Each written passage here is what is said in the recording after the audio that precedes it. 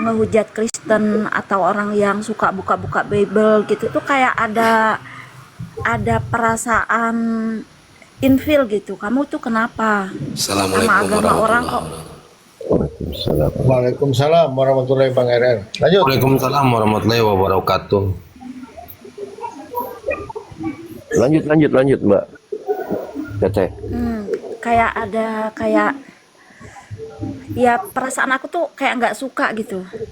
Itu dulu sebelum dibaptis. Setelah dibaptis aku merasakan spiritual itu ada yang dulu aku nggak percaya Tuhan gitu kan.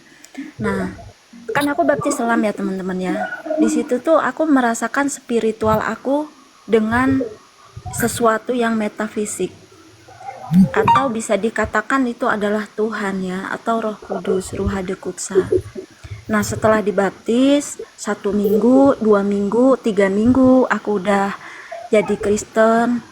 Itu kehidupan aku dengan kehidupan orang-orang di sekitar yang beragama tuh berubah ya teman-teman. Menurut aku, Tuhan itu hubungan aku dengan yang kuasa, hubungan kalian dengan Sang Holik, hubungan masing-masing pribadi dengan Tuhannya, mau Buddha, mau Islam, mau Kristen, Hindu, Konghucu, dan yang lainnya. Gak ada hubungan dengan orang lain. Orang lain mengatakan aku salah, nantinya masuk neraka, ya nggak apa-apa, itu persepsi mereka. Jadi hubungan langsung ya? Jadi hubungan spiritual aku dengan Tuhan Tidak ada melalui siapa-siapa ya? betul. Tapi kalau jadi orang persepsi orang itu nggak masalah, karena di setiap kepala orang itu kan berbeda-beda. bukan. Saya cuma mau ngomong langsung nggak ada kan? Nggak ada melalui kan? Berarti tidak ada melalui aku, tidak ada yang sampai ke Bapak kan? Berarti itu gugur lah ya. Kalau itu kan sesuatu Langsung ke Bapak ya. Kalau Tete kan langsung ke Bapak ya kan? Nggak ada lagi melalui jalan kan? ada. Kalau aku kan kita kan ada dua ya, melalui tersurat dan tersirat. Dua-duanya aku percaya. Nah, kalau yang tersirat itu sesuatu yang aku lakukan, kebaikan yang dirasakan oleh orang lain, itu yang yang tersirat ya. Kalau yang tersurat itu yang dituliskan. Nah, yang dituliskan kan Tuhan aku 3. Jadi Tuhan besar itu mengutus atau menciptakan Tuhan anak. Terus Tuhan anak menciptakan atau mengutus Tuhan kecil. Nah, semua itu ya aku imani dan semua itu aku terima. Kayak gitu. Derajatnya yang lebih tinggi Tuhan kecil atau Tuhan besar?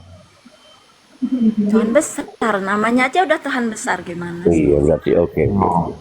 Kalau Tuhan kecil yang mana ya, Bang? Itu Tuhan kecil Ruha Dekutsa. ya?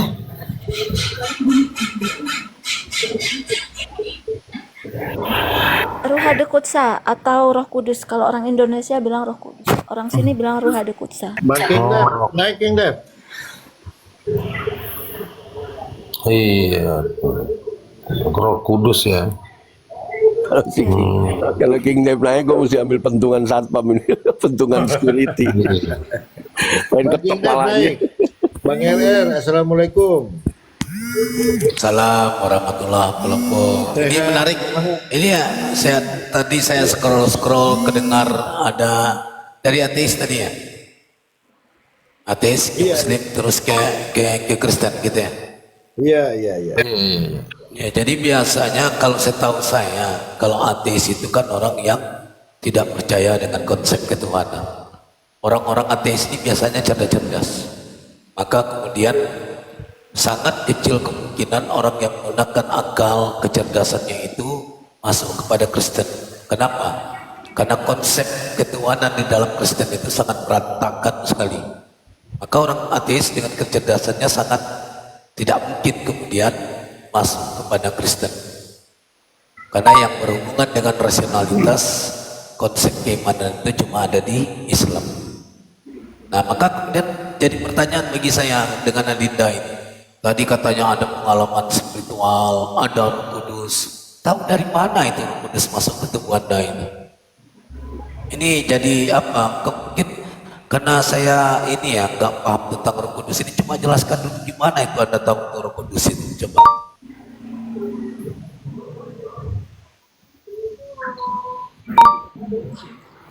Ruh Hadekutsa itu kan roh suci ya, yang menuntun seseorang menjadi percaya.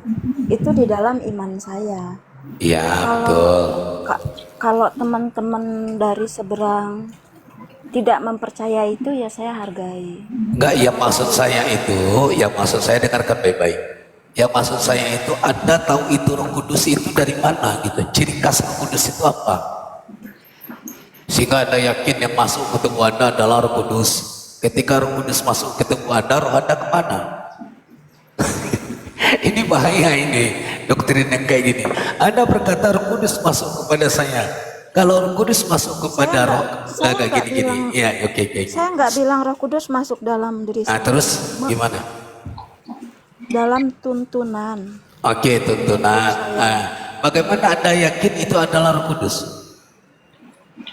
Saya nggak meyakini, cuma yang dulu saya nggak percaya Tuhan, terus saya ikut katekisasi untuk mengambil, kalau Bang Palopo ngerti lah, dia dulu saya cukup akrab ya, mengambil dokumen, terus sampai akhirnya saya dibaptis. Tapi kok saya merasa nggak salah juga kok saya punya Tuhan, selama itu ada kebaikan di dalam diri saya dan orang lain, lingkungan, dunia gitu. Nah, ini yang disebut dengan tuntunan Roh Kudus. Oh, itu yang disebut dengan tuntunan Roh Kudus. Yang saya pertanyakan tadi, Anda tahu itu adalah berasal dari Roh Kudus. Roh Kudus itu ciri khasnya apa gitu, sehingga Anda yakin, oh ini ada Roh Kudus menuntun saya. Di mana kemudian Anda mengetahui ciri khas Roh Kudus itu di dalam Bible? Padahal di dalam Bible tidak diceritakan ciri khas dari Roh Kudus itu adalah sekian, nggak ada. Bagaimana kemudian Anda bisa menebak-nebak ini adalah bimbingan dari Roh Kudus? Cuma Anda tidak punya pengetahuan tentang itu. Coba jelaskan kepada kami, Adinda. Jadi gini ya, saya mampir karena Bang Palopo. Kalau saya ngomong, itu saya nggak harus dipercaya, nggak juga harus diikuti, dibenarkan. Kalian nggak percaya, kalian nggak setuju, nggak apa-apa. Tapi kalau saya ngomong terus untuk diperdebatkan, saya lebih baik turun. Oh, Karena enggak debat. Saya itu kan mempertanyakan karena Anda selalu mendekatkan dibimbing oleh Roh Kudus. Maka kasih kami pengetahuan. Kami kan juga ingin tahu Roh Kudus itu kayak apa gitu. Makanya kami tidak tahu, kami bertanya kepada Anda gitu. ya, Anda silakan dijawab. jadi kalau saya ngomong belum selesai itu jangan dipotong. Jadi Oke, saya silakan. lupa Ya, ya. gitu, lupa. Oh iya gitu. iya siap. Jadi kan tadi saya bilang ada sesuatu yang tersirat dan tersurat. Nah, dulu saya itu nggak percaya dengan Yesua, saya nggak percaya agama, nggak percaya Tuhan.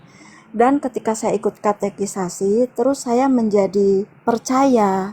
Dan saya itu seperti benar yang Bang Palopo dulu katakan.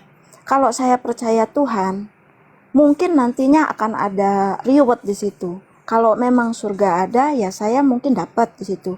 Kalau nggak ada, ya nggak apa-apa juga. Bagaimana dengan orang ateis? Itu kata-kata Bang Palopo dulu, saya masih ingat. Bang Munir dulu sering ngomong gitu ya.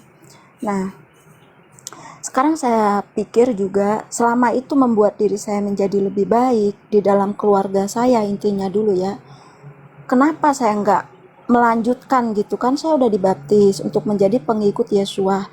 Toh yang diajarkan Yesua juga baik. Nah, saya yang tadinya nggak percaya menjadi percaya, ini yang menuntun adalah Ruh Hadekutsa atau Roh Kudus. Begitu. Nah, kalau ditanya ciri-cirinya apa atau apa, ciri-cirinya yang tadinya tidak percaya menjadi percaya dan menjadikan saya menjadi lebih baik. Dulu saya itu sering kayak komen VT orang, sekarang saya udah enggak mau lagi. Karena apa? Tuhan itu hubungan saya dengan Tuhan, mau Tuhan saya apa. di sini kan Konghucu tuh. Mungkin besok saya jadi Konghucu, itu urusan saya dengan dewa, bukan urusan dengan orang lain. Kayak gitu, nggak ada yang perlu dipertanyakan tentang iman. Itu menurut saya, dan ini adalah tuntunan Roh Kudus. Kayak gitu. Jadi setelah Anda pindah ke Kristen pun bahkan belum bisa melihat wujud Tuhan. Enggak, Tuhan itu metafisik ya. Oke, enggak itu Dan aja saya, saya mau tanyakan. Artinya setelah berpindah dari Islam ke ateis, kemudian ateis menjadi Kristen, perjalanan Anda itu bahkan di titik yang katakanlah anggap terakhir ini ya di kekristenan, bahwasanya sampai di titik ini pun Anda belum bisa melihat wujud Tuhan, betul? betul. Oke, makasih teman-teman.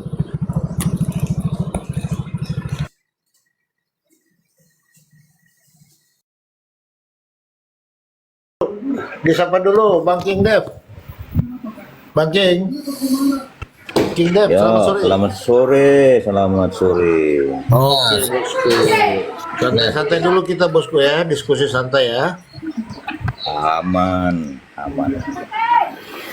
Oke, lanjut. Bang Erer, lanjut. Santai dan dengan syarat tidak ada menghujat Rasulullah, tidak ada framing tentang baginda Rasulullah. Oke, itu yang harus diperingatin kalau si Dev. Iya, kalau saya diizinkan lanjut oleh host, maka mungkin saya ini ya. Ya, apapun keyakinan Anda memang itu adalah free will ya. Pilihan bebas dari Anda, mau menyembah kancing baju, mau menyembah sepatu, mau menyembah patung, itu adalah pilihan masing-masing dan kita hargai. Nah, yang saya bertanya tadi karena tertarik saja tentang Roh Kudus ya. Karena selalu orang Kristen bilang, oh Roh Kudus kami masuk Roh Kudus, dibimbing oleh Roh Kudus. Nah, maka atas ketertarikan itu, karena Anda selalu berkata dibimbing oleh Roh Kudus, timbul pertanyaan, bagaimana kita mengetahui tentang Roh Kudus itu sementara dia tidak pernah dilihat, tidak pernah nampak, dan tidak pernah dirasakan. Perkataan Roh Kudus itu kan cuma ada di dalam Bible, bahwa ada Roh Kudus ya. Dan kemudian bagaimana manusia itu tahu tentang Roh Kudus? Tidak ada lagi penjelasan di dalam Bible setelah itu. Bahkan di zaman Yesus tersebut tidak ada perkataan Roh Kudus itu. Tidak berperan penting Roh Kudus di zaman Yesus waktu hidup. Nah kemudian setelah kematian Yesus sekian lama, tiba-tiba ada pengakuan sedikit-sedikit, kami ada Roh Kudus, kami dibimbing Roh Kudus. Nah ini yang menjadi pertanyaan bagi kami kita. Tetapi jika Anda tidak bisa menjelaskan, tidak apa-apa, kami juga bisa menerima dan mengerti. Silakan host, dibalikin lagi ke host. Oke, makasih Bang RR7. Tapi menarik juga sih kalau pembahasan tentang Roh Kudus itu. Sementara memang kalau kita gali kembali Bible itu tidak ada pernyataan tentang ajaran-ajaran Roh Kudus, apa itu yang dibawa oleh Yesus itu sendiri. Tapi entahlah kalau ada dalil-dalil tambahan. Tapi menurut saya ajaran yang dibawa oleh Yesus alaihissalam, kalau kita meyakini bahwa Isa alaihissalam itu konsepnya ya konsep tauhid itu. Satu-satunya Allah yang benar dan aku Yesus Kristus yang kau utus, itu sudah final di situ. Nah, cuman nggak tahu bagaimana teman-teman Kristen mengaplikasikan dalil-dalil yang ada di dalam Bible itu saling tolak belakang gitu loh.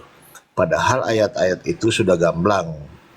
Nah, saya ingin bernarasi sedikit yang mungkin banyak kekeliruan dalam menafsirkan Bible itu seperti di John 17:8 ya. Di sini yang banyak salah menafsirkan, padahal ini ayat sangat mudah dipahami bahwa apa kata Yesus kepada mereka, akulah jalan kebenaran dan hidup. Tidak ada yang akan sampai kepada Bapa tanpa melalui aku. Poinnya di sini kalau kita menempatkan Yesus ini hanyalah sebuah sarana ya. Nah, tujuannya itu adalah Bapa. Nah, ini di sini salah kita menafsirkan. Kalau menurut saya boleh dong saya berpendapat. Nah, cuman teman-teman Kristen ini salah menafsirkan jalan itu sekaligus tujuan. Nah, kan di sini ada dua entitas antara aku dan Bapa. Mungkin begitu, teman-teman. Dilanjut. Boleh saya masuk sedikit, Bang? Masuk, silakan, silakan. Baik. Silakan, Guru. Waalaikumsalam warahmatullahi wabarakatuh. Waalaikumsalam warahmatullahi wabarakatuh. Waalaikumsalam warahmatullahi. Jadi berbicara mengenai Roh Kudus ini, di dalam Al-Qur'anul Karim diterangkan bismillahirrahmanirrahim. Qul nazzalahu ruhul qudus min rabbika bil haqq yuthabbital ladzina amanu wa hudal wa busyra lil muslimin. Roh Kudus menurunkan Al-Qur'an dari Tuhanmu dengan kebenaran. Ketika Roh Kudus ini datang kepada baginda Rasulullah Muhammad sallallahu alaihi wasallam, maka seluruh komponen yang menjadi nubuatan hari ini, yang dijadikan sebagai nubuatan hari ini oleh saudara Kristen itu terjawab dengan Al-Quran. Ingat, masih banyak hal yang ingin aku ajarkan, kata Yesus. Tapi kamu belum sanggup untuk menanggungnya. Tapi ketika ia datang, itu roh kebenaran. Itu dulu, roh kebenaran. Roh kebenaran ini adalah manusia. Roh Kudus ini berbeda lagi. Roh Kudus ini adalah penghubung antara pencipta alam semesta dengan roh kebenaran. Roh Kudus datang kepada roh kebenaran. Yesus adalah roh kebenaran. Musa adalah roh kebenaran. Seluruh nabi-nabi adalah roh kebenaran. Penghubungnya kemudian adalah Roh Kudus. Kalau yang dimaksud Yesus yang datang setelah dia itu adalah Roh Kudus, betul. Yang datang setelah Yesus itu adalah roh kebenaran, betul. Tetapi yang harus dipahami oleh orang Kristen di sini adalah yang datang setelah Yesus itu ada dua makhluk. Yang pertama Roh Kudus, yang kedua adalah roh kebenaran. Roh Kudus tidak berkata-kata dari dirinya sendiri. Yohanes 16 nomor 14. Apa yang didengarkan dari Tuhan itu yang disampaikan kepada roh kebenaran. Roh kebenaran manusia, dia gak bisa ke langit. Dia gak bisa menerima langsung pada Tuhan, melainkan melalui perantaraan Roh Kudus. Apa pembuktiannya? Kalau Al-Quran ditolak, Kul nazzalahu ruhul kudus. Apa pembuktiannya? Jelas di dalam Bible. Apakah Roh Kudus ini ada pada zaman Yesus? Ada. Jangankan pada zaman Yesus, pada zaman nabi-nabi, bahkan zaman sebelum alam semesta ini diciptakan oleh Allah, Roh Kudus sudah ada. Permasalahannya apakah Roh Kudus ada menyertai Yesus? Ada. Elizabeth penuh dengan Roh Kudus, Zakaria penuh dengan Roh Kudus, Yahya Pembaptis penuh dengan Roh Kudus. Bahkan kemudian Yesus di dalam kitab saudara, dalam kitab Kristen, Yohanes 20 nomor 22, apa kata kitab tersebut? Sesudah berkata demikian, Yesus menghembusi mereka dan berkata, terimalah Roh Kudus. Berarti Roh Kudus ini adalah makhluk yang sudah biasa dan bahkan mendampingi Yesus. Buktinya, ketika di Sungai Yordan, ada Roh Kudus berupa burung merpati. Ada kan? Ada. Berarti di dalam Yohanes 16 nomor 7, aku akan pergi, sebab kalau aku tidak pergi, roh kebenaran itu tidak akan datang. Berarti roh kebenaran ini bukan Roh Kudus. Beda roh kebenaran, beda Roh Kudus. Roh Kudus sudah ada bersama dengan Yesus, bersama dengan murid-murid Yesus. Tapi yang akan datang setelah Yesus dan tidak akan datang kalau Yesus tidak terangkat ke langit adalah roh kebenaran. Berarti antara roh kebenaran dan Roh Kudus itu berbeda. Dua makhluk ciptaan Tuhan yang berbeda. Yang satunya kelompok golongan manusia, yang satunya kelompok malaikat. Nah, ini yang perlu dipahami oleh saudara-saudara Kristen. Aku akan pergi, sebab kalau aku tidak pergi, roh kebenaran itu tidak akan datang. Nah, pada saat Yesus mengatakan itu, Roh Kudus sudah ada enggak menyertai Yesus dan murid-muridnya? Sudah ada. Berarti yang datang setelah Yesus bukan Roh Kudus. Meskipun Roh Kudus datang juga pada saat roh kebenaran menerima wahyu. Yang mendatangkan wahyu kepada roh kebenaran penolong lain selain Nabi Isa, selain Yesus ini adalah Roh Kudus. Qul nazzalahu ruhul kudus min rabbika bil haqq. Roh Kudus ini mengantarkan kalam Allah, kalimah Allah, firman Allah kepada seorang penghibur yang disebut kemudian dengan roh kebenaran. Nah, kesalahan fatalnya di mana kemudian? Ketika hal ini timpang, tidak sesuai dengan apa yang diterangkan Al-Quran dan tidak sesuai dengan apa yang diterangkan oleh Yesus. Apa yang menjadi tolak ukurnya? Timpang dan sangat-sangat menyesatkan. Kita lihat. Ketika Yesus terangkat ke langit, sebelumnya Yesus berpesan yang datang adalah roh kebenaran. Tapi Kristen kemudian mengatakan, yang datang kepada mereka adalah Roh Kudus. Mana roh kebenarannya? Ayo, mana roh kebenarannya? Oke, Roh Kudus yang datang kepada orang Kristen. Roh kebenarannya mana? Karena Roh Kudus dan roh kebenaran itu berbeda. Mana roh kebenarannya? Kalian tidak bisa mengerti tentang Bible. Kalian tidak mengerti tentang konsep ketuhanan Yesus. Kenapa? Karena pada dalam diri kalian tak ada Roh Kudus. Jangan salah. Roh Kudus ada di kami.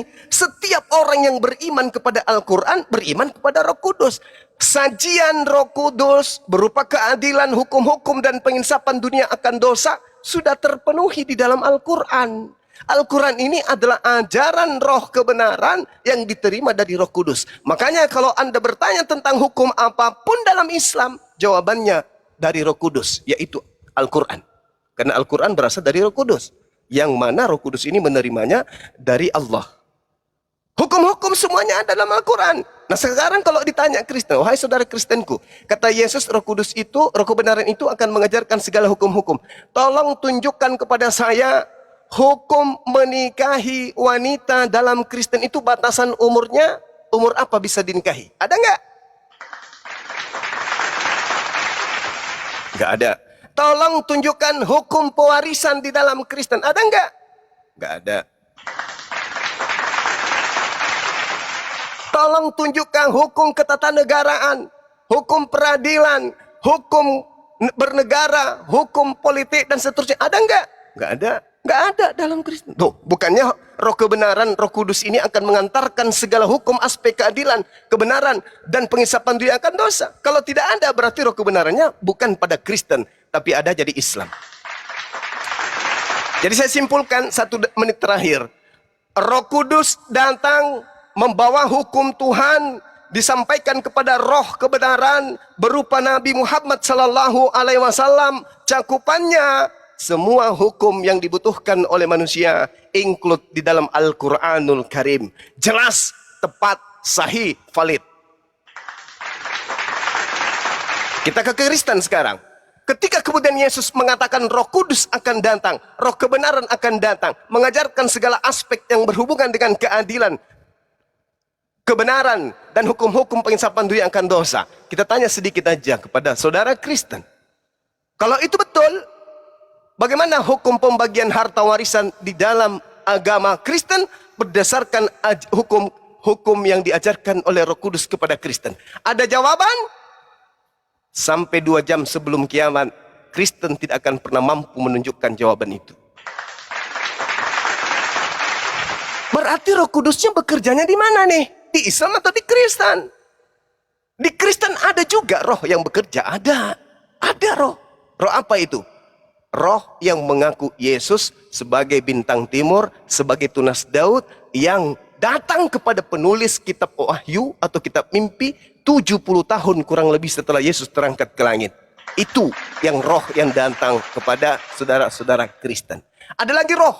Wahyu 5 nomor 6. Wahyu 5 nomor 6 menerangkan 7 roh Theos yang diutus ke bumi bertanduk 7 bermata 7. Itu juga adalah roh yang datang kepada orang Kristen. Ada lagi roh. Yang mana? Yang datang kepada Paulus yang mengaku, akulah Yesus orang Nazaret yang kau aniaya. Itu juga yang ada di Kristen. Jadi di Kristen ini banyak roh. Ada roh yang mengaku Yesus kepada Paulus. Ada roh yang mengaku Yesus bintang timur kepada penulis kitab Wahyu. Banyak. Ada roh juga yang bertanduk 7 bermata. Ada banyak di Kristen roh. Tetapi roh kebenaran tidak ada sama Kristen.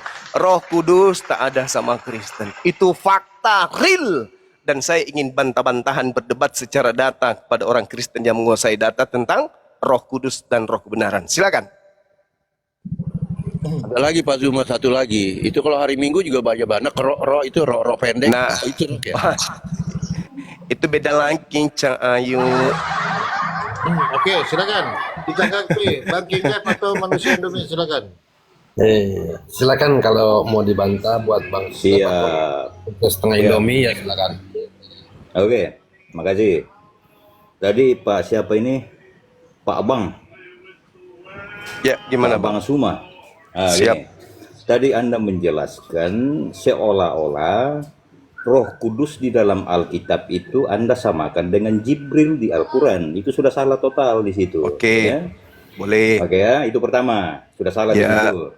Nah, siapakah Roh Kudus di dalam Alkitab itu?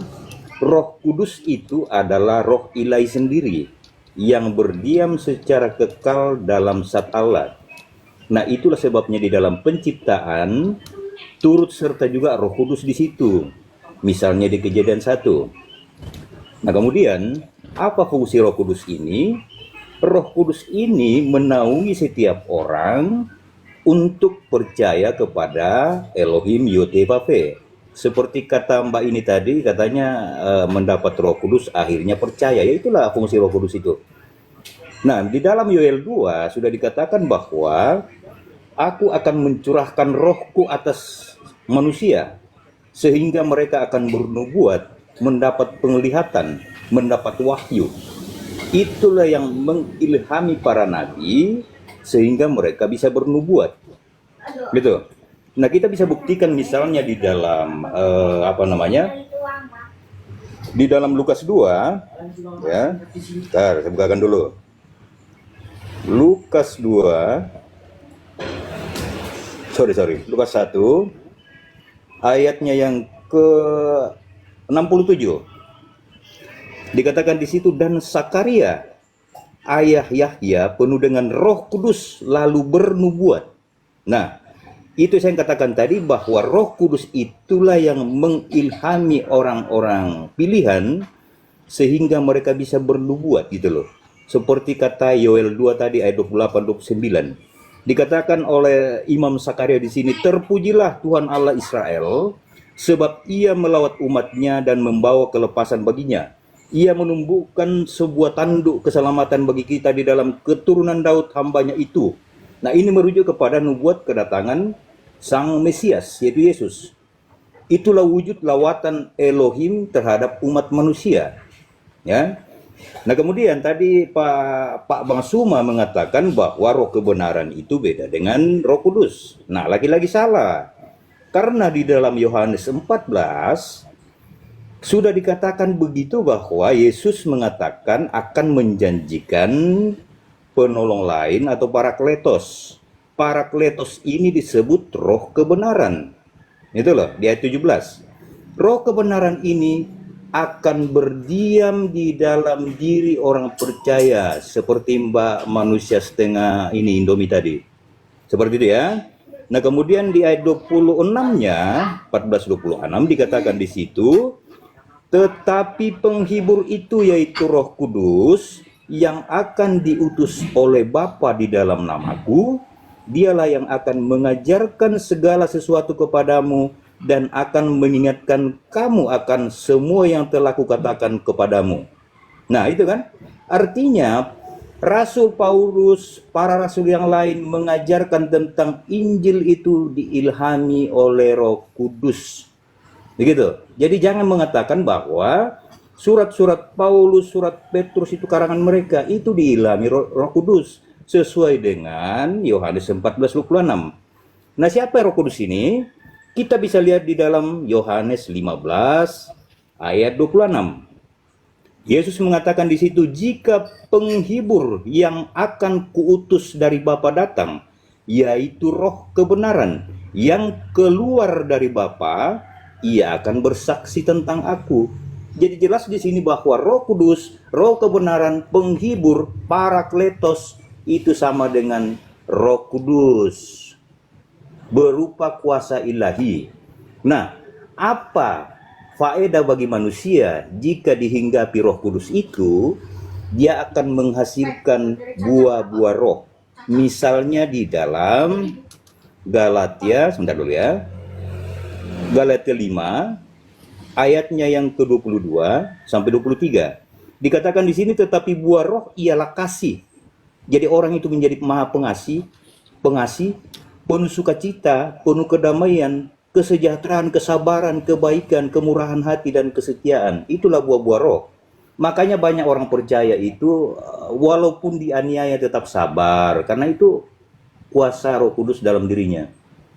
Demikian, terima kasih. Oke, baik. Saya tanggapi ya. saudara ya. Jadi kalau Anda berbicara terkait roh kebenaran dan Jibril itu berbeda, itu adalah kesalahan fatal yang memang sengaja dihadirkan di Kristen untuk kemudian mengada-adakan sesuatu yang tidak ada di dalam Bible itu sendiri. Justru yang ada di dalam Bible itu adalah Roh Kudus itu juga bergelar Jibril. Hanya ada satu makhluk yang datang kepada Maria. Makhluk ini disebut dengan sebutan Gabriel, gelarnya disebut Roh Kudus. Itu fakta. Tidak bisa kemudian disangkali oleh siapapun jika berbicara mengenai kebenaran. Kita lihat di dalam Matius 1 nomor 18. Kelahiran Yesus Kristus adalah seperti berikut. Pada waktu Maria ibunya bertunangan dengan Yusuf, ternyata dia mengandung dari Roh Kudus sebelum mereka hidup sebagai suami istri. Oke? Di dalam Lukas nomor 26 sampai nomor 27, dalam bulan yang ke-6, Allah menyuruh malaikat Gabriel pergi ke sebuah kota di Galilea bernama Nazaret kepada seorang perawan yang bertunangan dengan seorang yang bernama Yusuf dari keluarga Daud. Nama perawan itu adalah Maria. Jadi ini adalah identitas yang sangat jelas, yang kemudian di mana data terkait Gabriel, data terkait dengan Roh Kudus itu tidak bisa dipungkiri dan dapat diidentifikasi dengan jelas di dalam Al-Qur'anul Karim. Pada data pertama di dalam Matius 1 nomor 18, di situ diterangkan bahwasanya Gabriel disebut dengan Jibril sebagai penyampai wahyu kepada Nabi Muhammad. Itu jelas.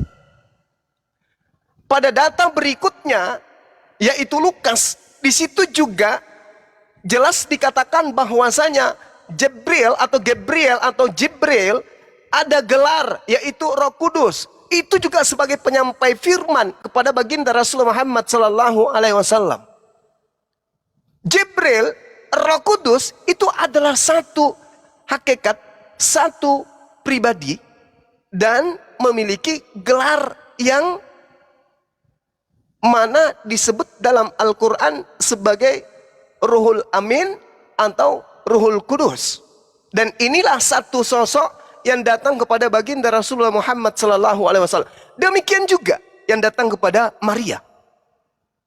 Maria hanya didatangi oleh satu sosok makhluk, disebut Gabriel, yang adalah juga Roh Kudus. Nah, ketika saudara mengatakan bahwasanya Gabriel bukan Roh Kudus, tolong tunjukkan data di mana ada di dalam Bible yang bisa membuktikan bahwa Gabriel dan Roh Kudus itu beda. Roh Kudus ketika datang ke tengah-tengah Bani Israel diterangkan bahwasanya roh ini tidak akan berkata-kata dari dirinya sendiri, tetapi apa yang akan dikatakannya adalah segala sesuatu yang diberikan oleh hakikat lain untuk ia sampaikan. Itu jelas itu. Itu tertulis di dalam kitab Anda sendiri.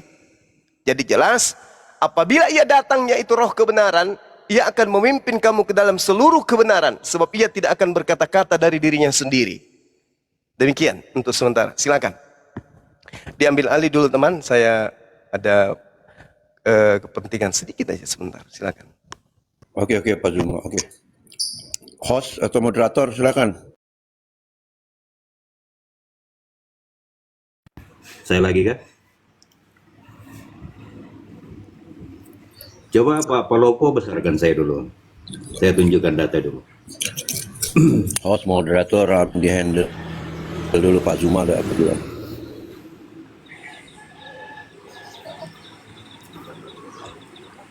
Paul. Bentar ya. Bentar Pak. Ya, Moderator akhir bulan ya siap. potong gaji akhir Oke. bulan moderator nih. Siap. Oke, saya sudah mengatakan tadi bahwa Roh Kudus itu bukan Jibril, seperti asumsi Pak Abang Asuma tadi, ya.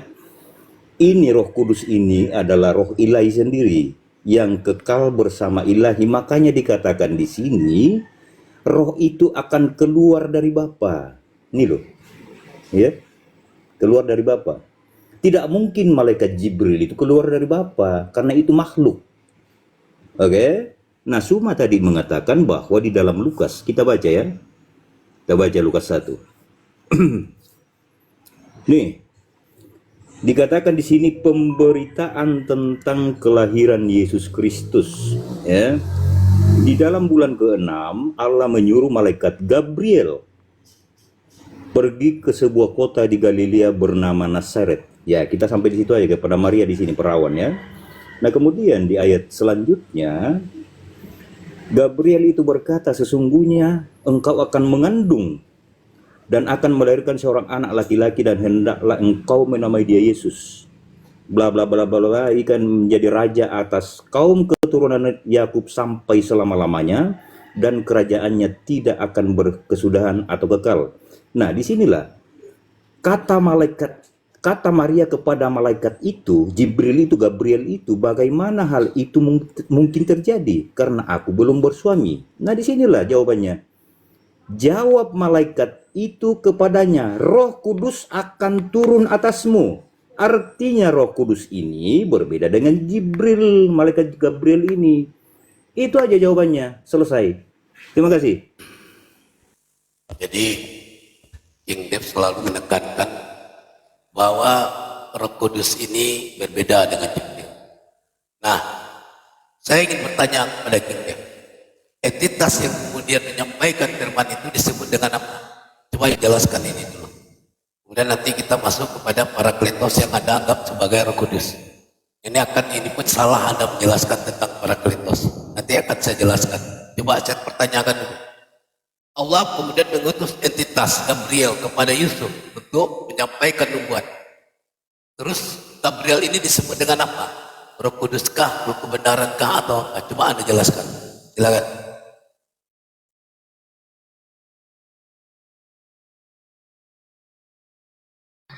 Izin sedikit Bang RR7, echonya dikecilin dikit Bang. Terlalu. Iya, iya. Oke, sekarang udah bagus. Pas. Masih. Belum, kurang kecil. Tes 1 2 3 udah. Kurang sedikit lagi, Bang. 1 2 3 udah. Ya, siap. Oke, silakan. Outputnya digedein, tetap ekonya kecil.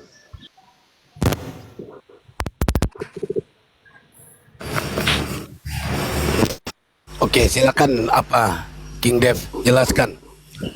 Yang datang kepada Yusuf menyampaikan nubuat itu disebut siapa? Apakah Roh Kudus atau tidak? Jelaskan.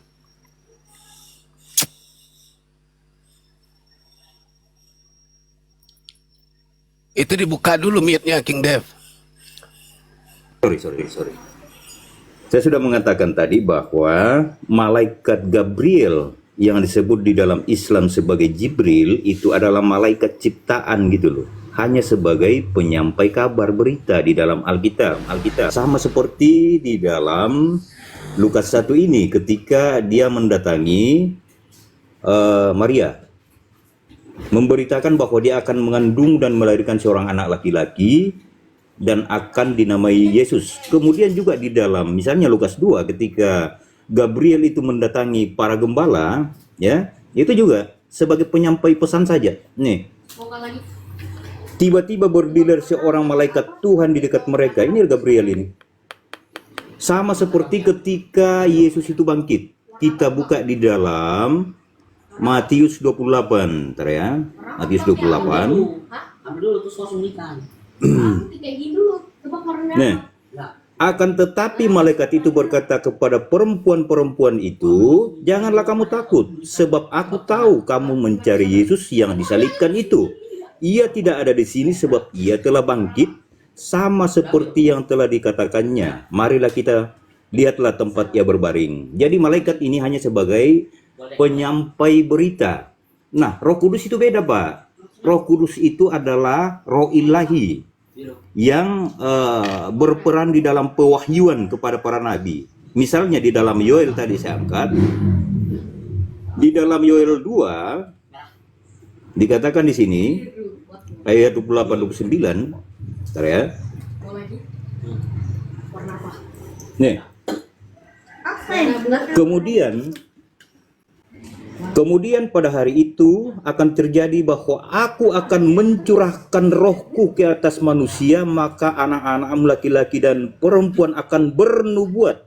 Nih, ya. Jadi inilah peran roh Allah atau Roh Kudus dalam diri para nabi, sehingga bisa menyampaikan pesan ilahi.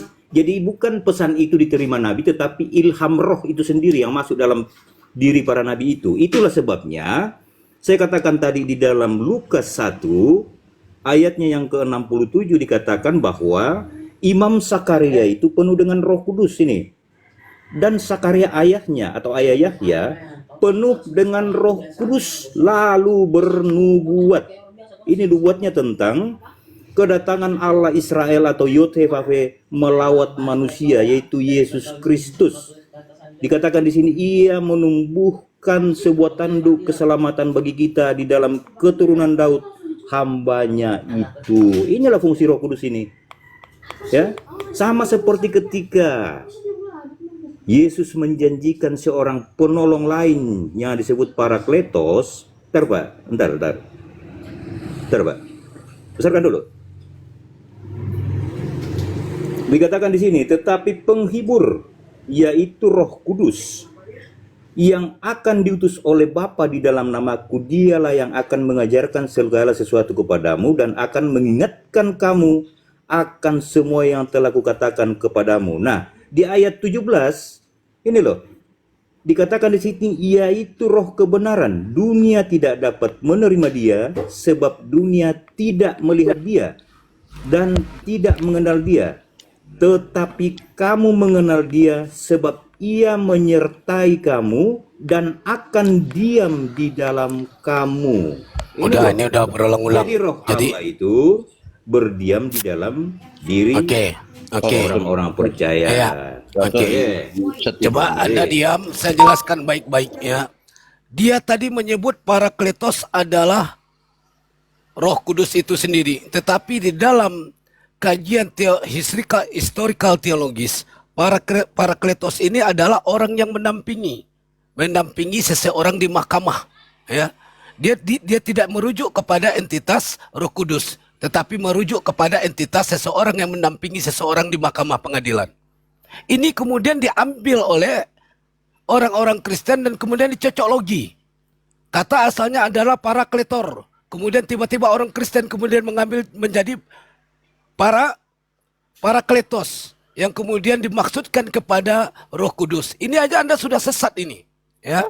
Karena parakletos itu berasal dari bahasa Yunani koin yang artinya adalah napak katok, ya, yang bermakna orang yang dipanggil untuk membela seseorang di hadapan mahkamah, seorang asisten hukum, seorang asisten atau bermakna adalah perantara.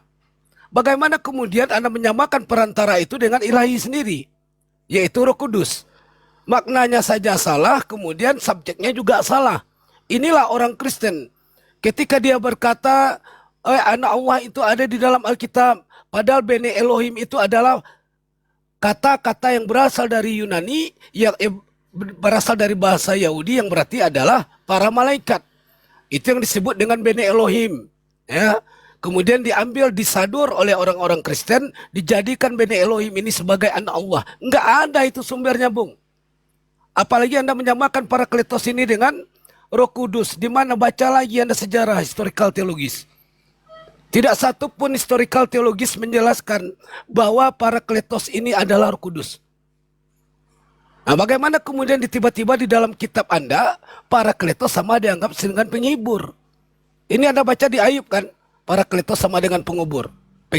Baca lagi definisi Parakletos yang benar. Silakan.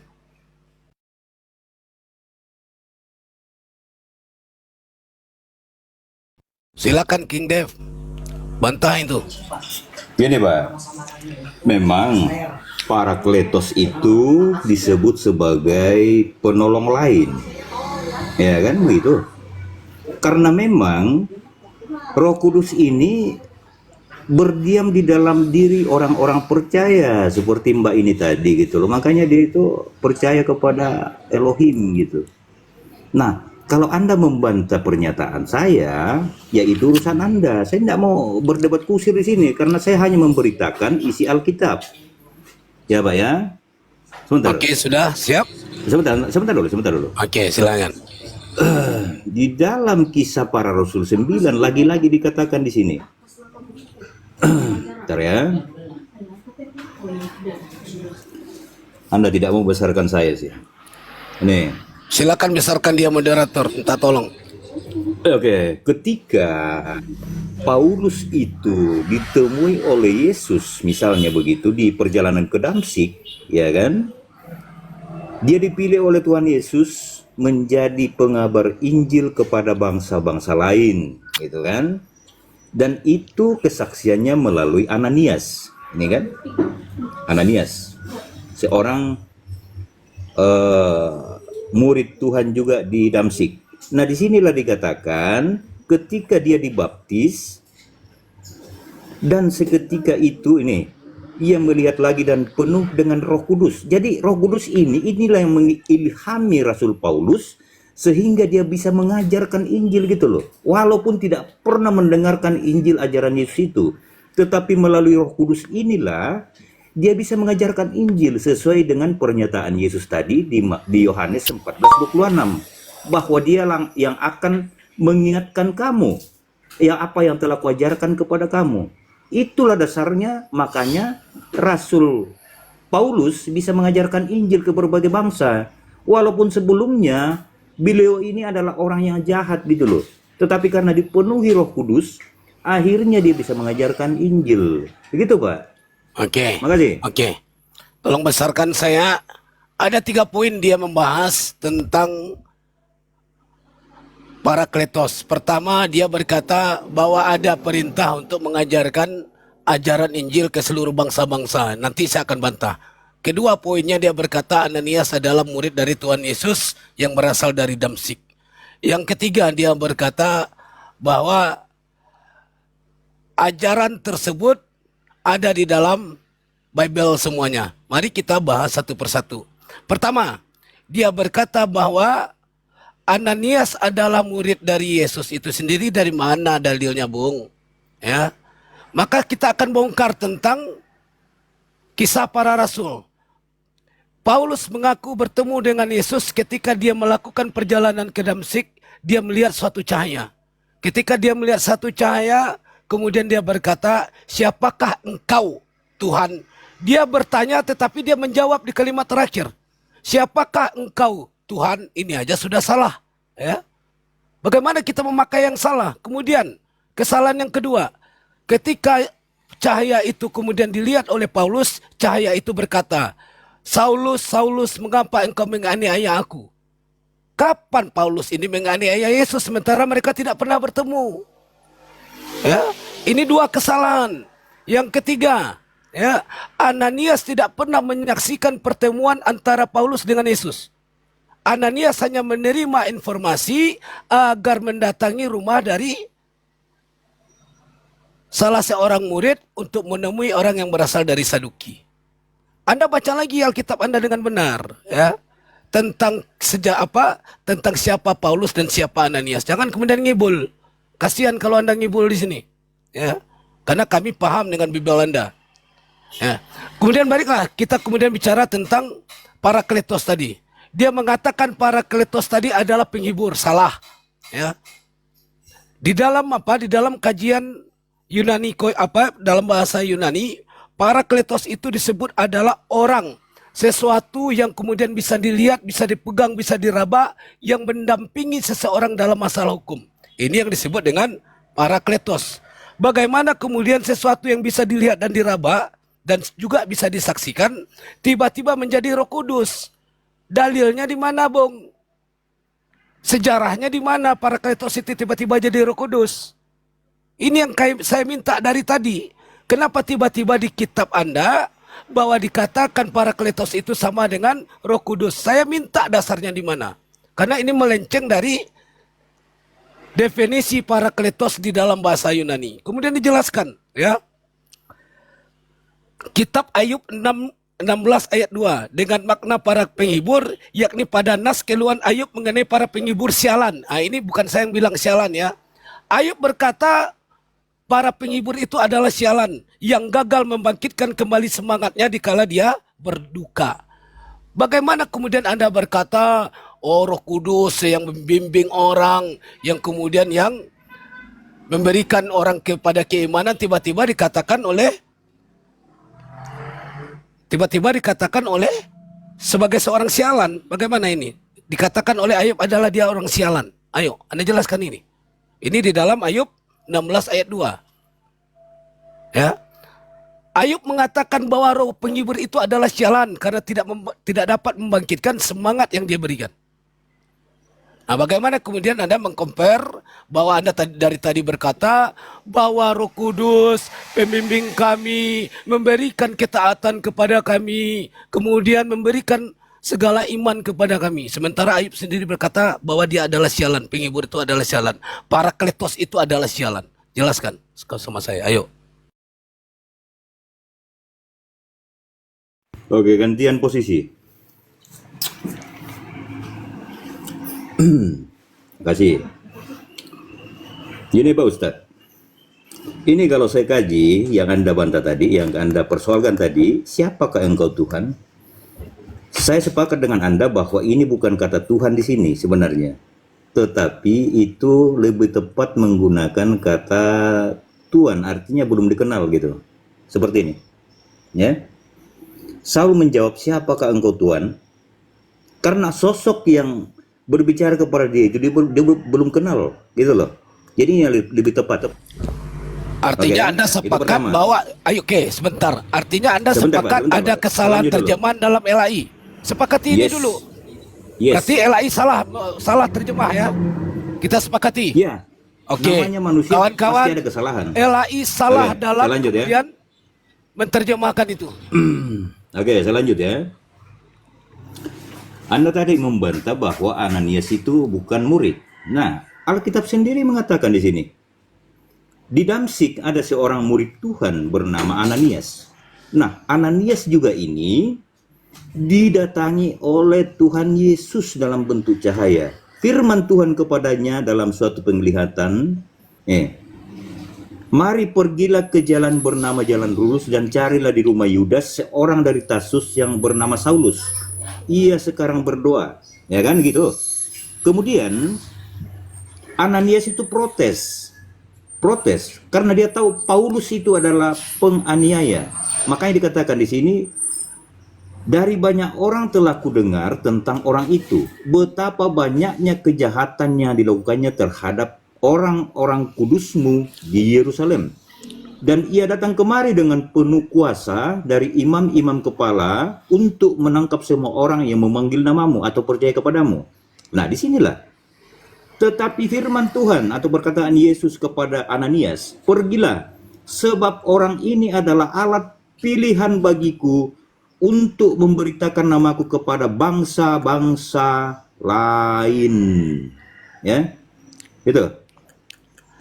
Nah, kalau Anda mengatakan tadi bahwa Yesus tidak pernah mengatakan Injil akan diberitakan kepada bangsa lain, saya kira Anda keliru. Karena di dalam Matius 24 ayat 14, Yesus sendiri mengatakan, dan Injil kerajaan ini akan diberitakan ke seluruh dunia, menjadi kesaksian bagi semua bangsa. Ya Pak ya. Inilah yang saya pesankan kepada teman-teman Islam, tolonglah jangan artikan kitab kami menurut persepsi kalian, karena kalian tidak paham. Udah nggak usah ngelantur, kita masuk ke topik saja. Anda nggak usah framing. Kita bahas sesuai dengan topik saja. Ini diskusi bukan tempat curhat. Iya, bukan tempat curhat di sini. Ayo, tolong besarkan saya Pak Lopo. Oke.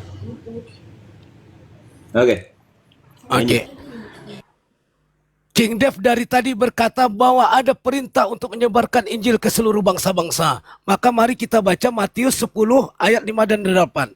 Apa dikatakan Yesus di sana? Yesus berkata kepada 12 muridnya, ya, janganlah engkau pergi ke daerah orang-orang yang bukan Yahudi. Jangan juga ke kota-kota orang-orang Samaria, tetapi pergilah kepada orang-orang Israel, khususnya kepada orang-orang yang tersesat. Ada batasan di sini, Bung. Yesus berkata, janganlah engkau pergi ke daerah-daerah yang bukan ada orang Yahudi di sana. Kemudian Yesus berkata di dalam Bible, janganlah engkau menyebarkan Injil ke Asia. Ini ada larangan semua. Kemudian Anda tiba-tiba merujuk, pergilah ke seluruh bangsa-bangsa muridku. Enggak begitu bacanya. Baca teks originalnya. Teks originalnya mengatakan, Yesus berkata kepada murid-muridnya, apa perkataan Yesus? Pergilah ke seluruh suku bangsamu dan tobatkanlah mereka. Ke suku bangsa dari 12 murid.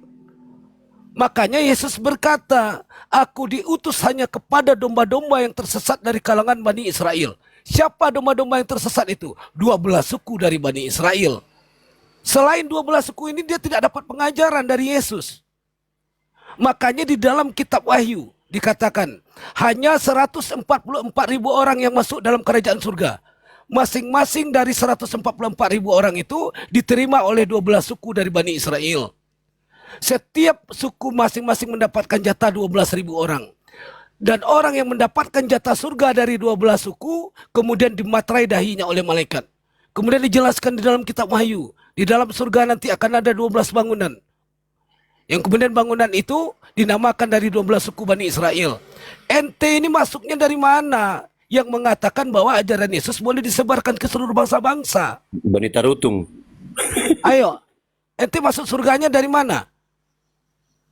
Sementara Yesus telah mengatakan hanya 144.000 orang. Dan pengajaranku hanya kepada domba-domba yang tersesat dari kalangan Bani Israel.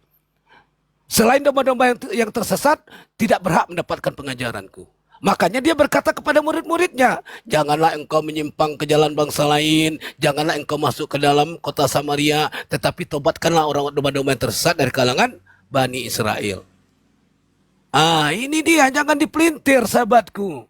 Ya, jangan dipelintir, malu kita ditonton 1.000 orang, kemudian kita mempelintir ayat. Silakan, King Dev.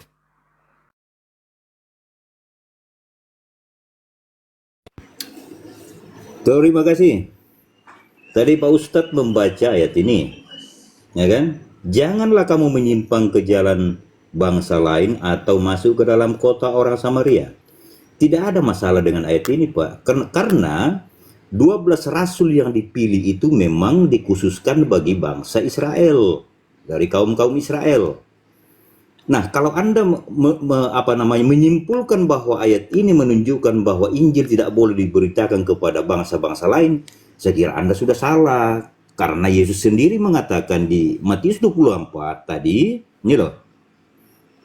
Nih, apa yang mau dibantah di sini? Akan diberitakan di seluruh dunia menjadi kesaksian bagi semua bangsa.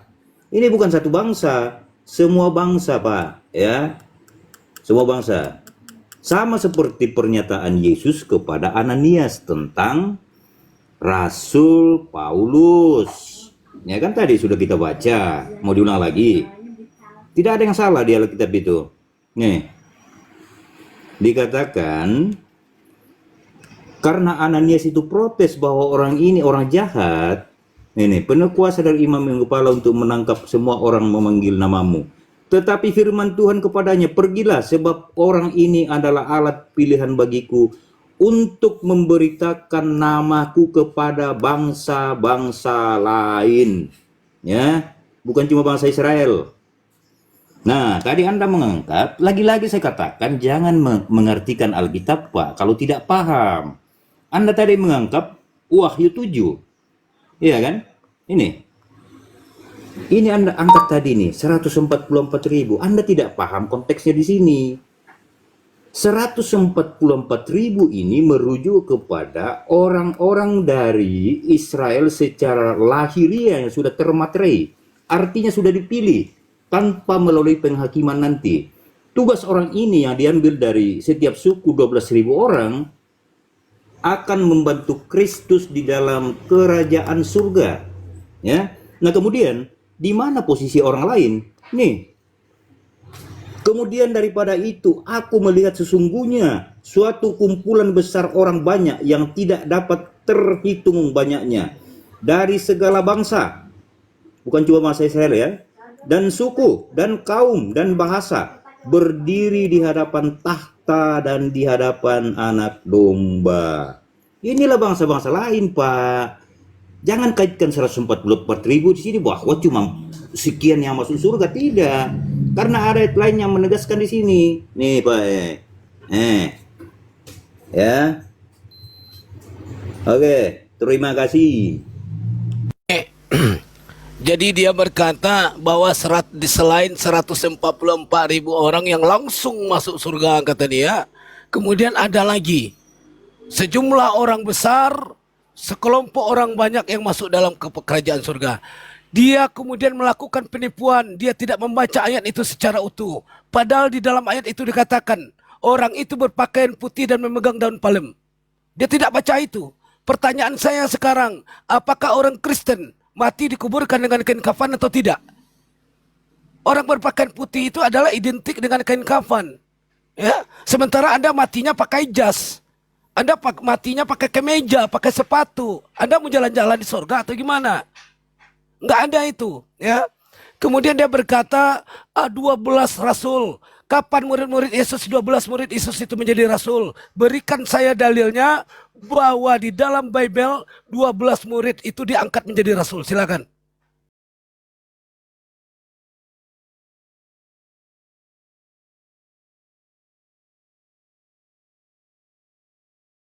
Ayo dijawab, jangan pura-pura di mute. Ayo. Nah ini.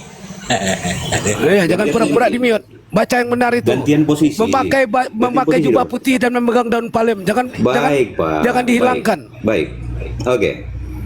Saya memang sengaja tadi tidak membaca ini karena sering polemikus Islam Jangan menipu. membahas ini. Enggak boleh Anda berkata tidak sengaja, tidak dulu, sengaja. Pak. Anda Ini sudah ketahuan mulai, menipu. Dengar dulu. Iya. Begitu, Pak. Ini diskusi. Iya. Loh. Kok Anda menuduh saya penipu gitu loh. Sabar, sabar. Anda sudah mulai menipu. Anda mengeluarkan statement dengar tadi. dulu. Saya sengaja tidak membaca ini. Artinya Anda melakukan penipuan dalam diskusi. Dengar Iya. dulu. Ini tidak Jangan baik. Langsung menuduh begitu, Pak. Kejar, Dengar kejar dulu. dia, kejar. Enggak Dengar bisa. dulu. Anda ngakui dulu. Anda tidak Sabar, membaca itu Pak. dengan baik. Akui dulu. Iya, sabar. Saya jelaskan dulu. Saya minta Anda pengakuan dulu. Astagfirullah. Enggak. Dengar dulu. Kita diskusi secara jujur, Bung. Makanya saya mau jelaskan ini apa maknanya Makanya ini gitu loh. Yesus berkata kepada orang-orang Nah, ini apa? mulai kacau, Janganlah kan? kamu mengurangi ayat-ayat, janganlah kamu menambahkan ayat-ayat. Kamu mengurangi ayat-ayat di dalam Bible ketika membacakan. Oke, kita baca dulu Pak ya. Apa makna memakai jubah putih di sini? Jangan kaitkan orang Islam yang naik haji pakai pakaian putih. Nggak ada Bukan yang itu kaitkan. maknanya. Dulu jawab aja. Nggak ada yang Apa kaitkan. maksudnya? Oke, baik, Jangan jangan jangan framing. menipu. Nggak ada Sudah hubungan menipu Islam. kemudian Sabar, melakukan sabar, framing. Nggak ada hubungan Inilah. sama Islam. Kita tidak mengkait-kaitkan ke Sabar. Islam. Kau jawab dulu jubah putih dari perspektif Jero, kau Kristen apa? Kamu sudah Jangan tahu framing-framing kan cara aku kau. berdialog kan? Sabar. Tadi Ya Pak apa Ustadz apa juga jangan bawa-bawa muslim. kalau sabar dulu. Tadi Pak Ustadz Sabar lu, mengatakan Enggak, kalau sekarang orang- saya minta pengakuan Anda Astaga. memang menipu. Enggak, jelaskan dulu. Anda Saya tidak melakukan menipu. pembohongan. Anda melakukan pembohongan. Anda melakukan saya mau jelaskan manipulatif pada ayat-ayat. Anda mengaku dulu. Baru kita diskusi. Anda saya mau mengaku tidak? jelaskan dulu ini, Pak Anda Ustadz. mengaku Dengar tidak dulu. ada kata-kata yang Anda hilangkan di dalam Bible ketika Anda membacakan itu. Ayo. dengar dulu. Enggak, Jawab Anda dulu, mengaku kenapa tidak. kau Jawab hilangkan? dulu. Waduh, Kenapa Jawab kau hilangkan? mulai kacau ini. Jawab dulu, Kok kenapa kacau kau Anda yang hilangkan? menipu? Saya mau Kenapa kau hilangkan? menjelaskan makna ayat ini gitu Nggak loh. bisa Pak Nih. Lompo, harus dikejar dulu. Dia Harus tadi dikejar bilang dia itu. melakukan penipuan. Iya, Pak Luhut. Sabar. Host moderator, gimana yang tegas dong? Sabar. Dia udah Enggak ada Memakai sama-sama. jubah Anda putih mengakui, ini, Anda mengakui tidak Anda melakukan kehilangan. Dia hilangkan Pak kata-kata itu. Ustadz. Pak Anda Ustadz, mengakui saya tidak? kira Saya bertanya itu saja. Anda mengakui tidak Anda menghilangkan kata-kata Anda itu? mengaku seorang ustadz. Masa ustadz Bagaimana boleh kalau diskusi? kalau Coba kami lah. jujur, apa yang tertulis itu yang kami bacakan. Tetapi Makanya, Anda apa yang dengarkan tertulis dulu itu saya tidak Anda jelaskan. baca. Enggak mau Akuin dulu, saya akuin dijelaskan. dulu. Saya jelaskan apa maknanya. Nggak bisa. nggak bisa. Anda mengakui dulu tidak Anda menghilangkan kata-kata berpakaian putih dan memegang daun palem? Menghilangkan bagaimana? Anda kan tidak ada. membaca itu Makanya tadi. saya Ini menjelaskan. 1.000 orang penonton Makanya. kemudian mendengar apa yang Anda jelaskan. Nggak bisa. Anda Di bawah udah. penipu. Nah tuh, Loh, itu Anda dibilang bagaimana penipu. sih? Anda dibilang penipu. Dengar dulu. Yang Anda Akui pahami dulu, tadi baru kita diskusi. dengar dulu, Pak. Nggak bisa. Tadi kan Nah, saya Anda tidak bisa. mengatakan Atau- kalau kamu mati, Tapi kalau misalnya tidak kalau dikafani. saya tidak mau berdiskusi dengar dengan dulu, penipu. Pak. Dengar dulu. Ya, saya tidak mau berdiskusi Jangan dengan lanjut, penipu. Dulu lah, Jangan, diakui jangan. dulu apa yang tertulis di Ya. situ. Sabar dulu. Sabar. Nggak mau Saya saya. moderator di sini, tapi kalau tidak diakui, diskusi tidak berjalan. Iya. Saya juga di sini harus tegas ya, saya moderator di sini. Nggak Iya. bisa dilanjutkan jika kalau Dengar dulu sudah ya. bernarasi di diskusi ya kan atau debat dia udah mulai menipu Dengar nggak dulu. bisa. Tolong dengar Enggak, dulu. kau dulu. akui dulu. Pergokin kok Dikatakan menipu. Udah di sini. udah ketahuan bohong masih juga Siapa mau yang ngeles. menipu ini loh? Saya jelaskan dulu. Memakai jubah Sudah putih. saya Apa kasihkan maknanya? kepada teman-teman yang lain saja Lu udah. pikirin Saya ini Apa malas. makna ini? Malah saya berdialog Itu dengan penipu, kita bisa berdiskusi. baca Silakan sama. Penipu di lu. ayat Lu 14. pikir gereja apa Ayat kita di sini 14-nya. mau Nih, tipu-tipu? mereka telah mencuci jubah mereka dan Penipu. membuatnya putih di dalam Jadi darah kita di sini anak nggak ada domba. edukasi ya buat Ini loh. teman-teman di bawah. Kalau kalian mau nipu-nipu ya jangan di tempatnya. Astaga. Ini Jadi- loh ayat 14. Iya, enggak. Saya Tadi di itu sini harus tegas ya. Apa yang ayat tertulis 9. di situ harus yang dibaca dan diartikan yang baik. Jadi di sini nggak ada Iya, dipotong-potong tipu ya. sama dia. Gitu loh. Jadi akui dulu. Kalau diakui diskusi berjalan nanti. Lu pikir ini gereja bisa Jangan tipu-tipu lah, nggak baik itu. Ini mulai panik ini. Bajingan lu panik apa? Ini Ngapain ayat panik sama orang 9. penipu kayak lu? Dengar dulu. Ngapain harus 9 kita ini, panik? Gitu loh. Di sini ada 1,1 loh. Ya, yang menonton. Ayat 9 ini. Jadi ya, kau jangan saya tipu-tipu katakan di sini. bahwa Udah pelanggaran, Jangan mencari, kan? Mulai jangan kacau, membuat kan? pembodohan kau di sini. Gitu loh. Biar kita Karena ada selain Ustaz tadi teman-teman di bawah. Ini King Dev, akan kalau kamu mempermalukan kemudian Ustaz mau sendiri. mencuci otak teman-teman di sini, kamu salah. Ya, dengan menghilangkan ayat-ayat tidak itu kamu berniat ingin mencuci otak. dengar. Coba di mute dia dulu moderator. Penipu. Kalau kemudian kamu menghilangkan ayat-ayat itu untuk mengelabui teman-teman di bawah, kamu salah besar. Muslim di sini cerdas semua, nggak akan bisa kamu tipu. Lu pikir ini Tetapi gereja kamu lu bisa tidak tipu-tipu? mengakui, ya. Bahkan kamu tadi sempat berkata, saya sengaja tidak membacakan ini. Ini kan pengakuan kau. Kenapa? Inilah kau pendusta ini. Lu. Memang kalau nggak nipu nggak Kristen kau. Saya ingin menjebak Ustadz karena dia Menjebak. politisi Islam. Tolol. Sekolah lagi kau. Ya, Anda Lu pikir- terjebak tadi lu kan? pikir ini- lu Nah, pikir makanya terjebak apa? untuk memahami ayat 9 itu baca ayat 14-nya. Udah nggak ada ini ilmunya ini. Ini, Pak. Ini udah nggak. Penipu deh. Menjebak. Iya kan? Udah. Menjebak. Menjadi Lu nabi. menjebak lu menipu bego. Dep, belum sembuh juga, Dep. Sabar dulu. Menjebak lu menipu, Supaya tenang. kalian Dep, paham. belum apa sembuh itu juga, makna Dep.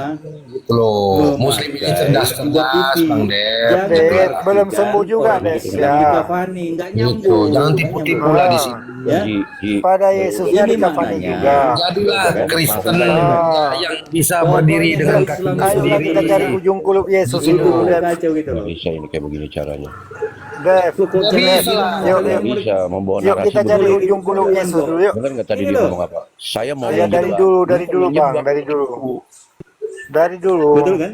Yuk, Dep, yuk. Udah ketahuan Udah. menipu, kemudian ngeles mau menjebak. Inilah otak, suka framing. Dia udah Iya. ngaku kok tadi. Dia Iya. bilang saya Yuk, ingin yuk. menjebak. Saya ingin menjebak. Apaan diskusi menjebak? Kita Apaan? pergi ke Israel istilahnya gini, sana. teman-teman. Bukan saya gitu. Jadi dia istilahnya begini, Bang. Kalau ada orangnya, dia bilang dia maling, ya kan? Nggak ada orangnya, dia maling. Giliran dia ketahuan kepergok, dia bilang pinjem gitu loh, ngerti nggak? Iya. Sabar. Nah, inilah. Terus dia Inilah ngomong Kristen tadi, kualitasnya. Tadi dia bilang katanya, Sabar dulu, saya ingin gantian, menjebak. gantian. Saya jelaskan Bener nggak dulu. tadi dia ngomong? Saya jelaskan ingin dulu. menjebak. Lu tolol. Kita baca Jelaskan typingan dulu, di saya bawah jelaskan itu dulu ya. KGF. Typingan di Ini bawah gini. penonton semua tahu Anda penipu. Ada klarifikasi dulu. Dengar dulu. Baca, lihat baca typingan di bawah. Ini Bang Pak Suma. Inilah. inilah. Oke. Udah Ini ketahuan dia. aku. Ini kualitasnya gini emang. Iya. Kualitasnya gini. Mau Kalau nggak melawan ada Bang Zuma orangnya, pula. kalau nggak ada orangnya diambil. Kalau nggak ada orangnya diambil. Jangan Kalau ada orangnya dia bilang ketemu kepergok, dia bilang pinjem gitu loh. Paham nggak teman-teman? Nah ini dia. Jangan dinium. Ini. Oh, berarti Mau kayak, diskusi kan dengan kayak saya Yesus mencuri keledai gitu bang ya. Nah, kan? Yesus Nah, yang jangan mencuri kemana-mana keledai gitu kan loh. gini caranya. Pergilah ke desa itu. Ini masih mau Bahwasanya lanjut. kamu akan Masih mau lanjut atau menemukan tidak?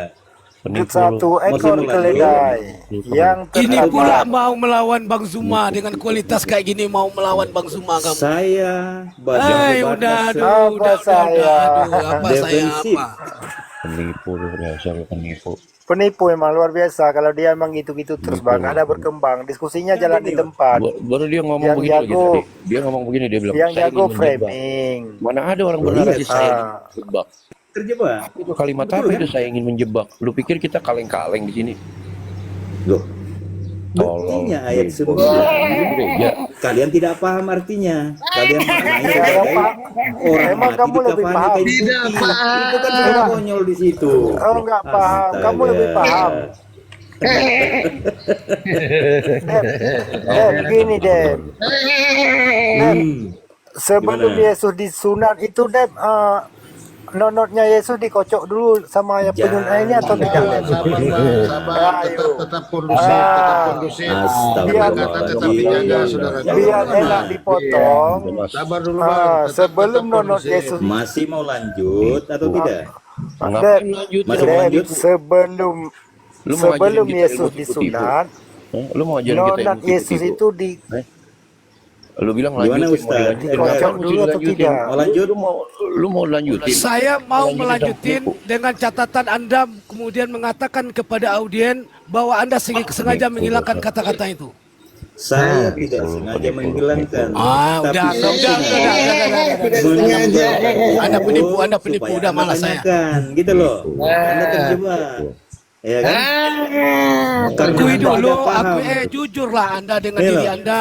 Anda selalu berkata-kata, kami ajaran cinta kasih dibimbing Roh Kudus. Ini aja Anda nipu. Ini aja Anda nipu Anda.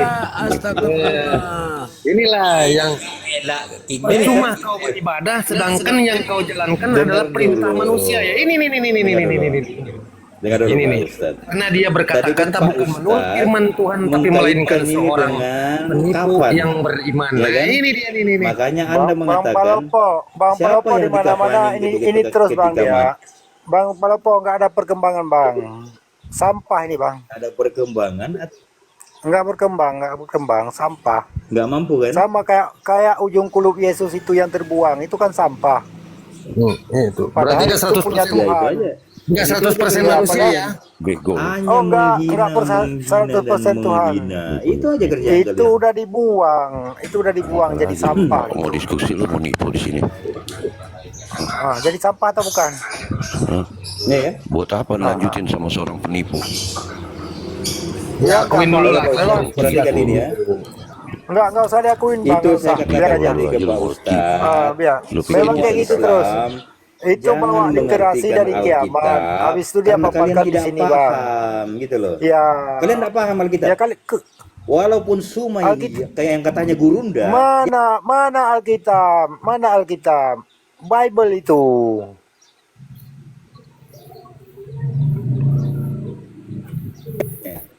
Mana Alkitab? Mana Alkitabmu? Mute lah. Kata King Dev, kamu seharusnya bertanggung jawab dengan audien. Ketika kamu naik ke Komal untuk diskusi, kamu bertanggung jawab dengan perkataan kamu kepada audien. Jangan kemudian melakukan Bahwa- pembohongan publik kepada audien. bahwa Nggak apa? boleh. Bahwa Nggak boleh itu dilakukan. pembohongan apa yang saya lakukan? Iya, Bahwa kamu kau menipu. Udah, kemudian inilah orang Menipu? Kristen suka ngeles. Silakan Bang Zuma aja deh. Oke, Udah. buat teman-teman Muslim, karena dia ini mau nipu-nipu di sini, ya tidak baik juga, jadi tidak ada edukasinya juga. Lebih baik kita turunkan saja. Kita masih ada ke teman-teman Kristen yang lain. Nah, teman-teman, Inilah kalian. Taunya main kick gitu loh. Aduh. Ya Bang. nah kalian tadi selamatkan. kamu ini sudah nipu. Kalau nggak nipu, ya saya Oke, kita pertahankan. Kalau bahas nggak Wahyu nipu 9 bukan tadi. Kristen, Kita Bang. buktikan. Wahyu 9, coba. Ya, disapa dulu. Silakan Abang Host. Silakan disapa dulu yang baru datang teman kita. Ya, selamat sore Bang Laskar Kristus. Selamat bergabung. Kristen ya. Selamat sore, Tuhan Yesus memberkati kalian. Jadi kemana si Kipli tadi, si Zuma? Saya tuh maunya sama si Zuma. Kalian tuh receh. Mana si Zuma? udah. Kemudian naik ke sini pakai adab dipakai. Iyalah, saya beradab. Ini dong. orang Kristen ini, beradab. Loh, Kau gimana sih mencerminkan coba orang ngomong Kristen itu dia belum udah beradab. Beradab Ya di sini, udah beradab ya. itu misalnya. Iya, saya kan cuma ngomongin mana Zuma, mana Zuma. Yuk kita duel. Yuk. beradab. Jadi beradab. Jangan Iya, memperlihatkan iya, kelemahan masa Kristen ngomong kepada begitu satu udah ribuan. beradab gimana sih teman-teman? Udah. Jangan diturunin ya. Kau sama saya aja, Baik, ayo. baik. Gimana Kau coba? sama saya aja. Yo. Ayo, apa yang kita bahas? Oke. Yakin kamu sama saya, teman-teman mau diam? Oret? Oke. Sekarang saya Baik, kemudian baik. bertanya kepada Anda. Sebutkan satu dalil di Baik. dalam Bible bahwa Yesus mengaku dirinya adalah Tuhan dan Segala dia. Mana dia dalilnya? Nah, itu kan sudah banyak. Banyaknya Gini, mana? Bang, gini, Bang. Banyaknya mana? Nah, itu kan Saya minta satu Itu kan dalil makanya saja kan- di dalam Bible. Aku adalah Tuhan dan Sembala aku. Mana itu di dalam Bible? Saya minta satu ayat saja, nggak usah banyak-banyak. Ya, buktikan lah. By data ya, by data akademis. Iya, baik data, silakan. Jangan saling menghujat. Teman-teman jangan ketawa ya di bawah. Yang ketawa saya blokir. Ya udah, ayo jawab. Tanya tadi ngaku. Sudah. Ya, Baik. jawab. Sudah, belum? Oh, belum juga. Ya, silakan kalau belum. Sudah, baik. Yohanes 13. Ya, baik. Yohanes 13 ayat 13. Yesus bertanya kepada murid-muridnya, menurutmu aku ini siapa? Banyak yang mengatakan kamu Elia, banyak yang mengatakan kamu adalah diutus. Tapi ketika kan dia sudah bilang tadi ayatnya itu Yohanes 13 ayat 13. Ya di situ ayo